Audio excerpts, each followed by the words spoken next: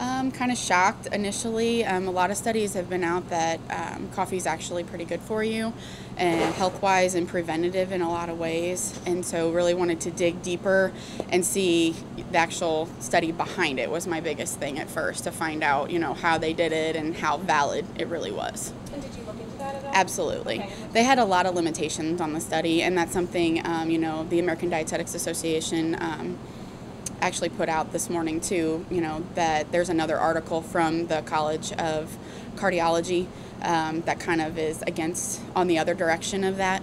And so a lot of limitations. One thing they never looked at was what they're putting in their coffee. Is it black? Does it have creamer? Does it have sugar?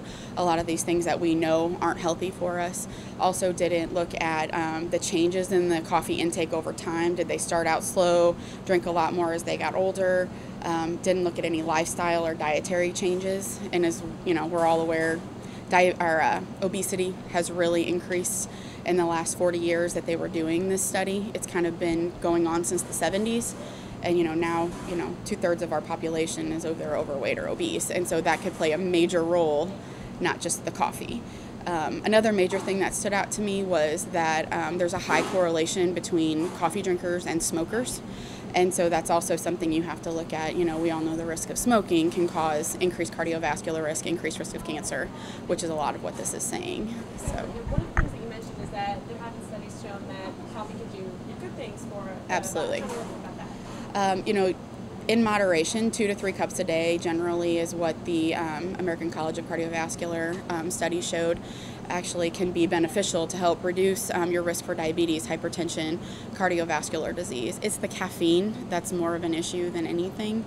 And so, there are alternatives, decaf coffee, things like that. But coffee is very high in antioxidants, which can be very heart healthy for you.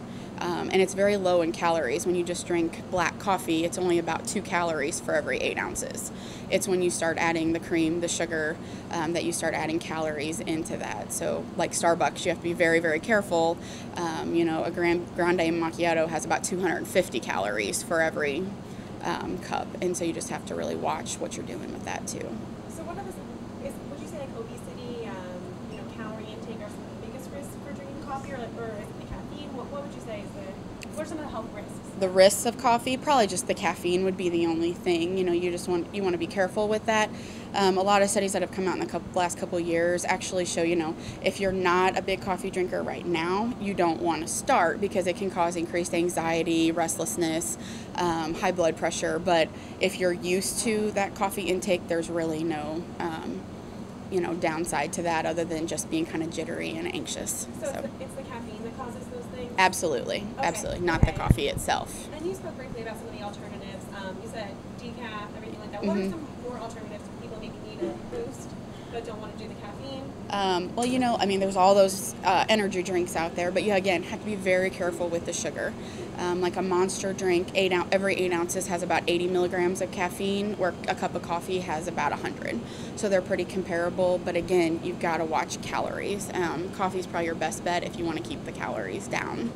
But you can do decaf coffee, which only has about 12 milligrams of caffeine in it. It's not going to have nearly as much as a regular cup would. So if people don't want to cut out their coffee, don't necessarily want to cut back too much, what advice would you give them? Take away the pure sugar? What would you Exactly. Using alternatives, there's a lot of controversy too over sweeteners, but they are low calorie. You can use several of those. And then keeping, if you're going to add cream, or do a skim milk instead, to keep the calories down on that instead of adding a heavy cream or half and half. Otherwise, black coffee is your best option, but not everybody can handle that. So, but yeah, you could do the alternative sweeteners like Sweet and Low, Splenda, Equal, or like skim milk as an alternative.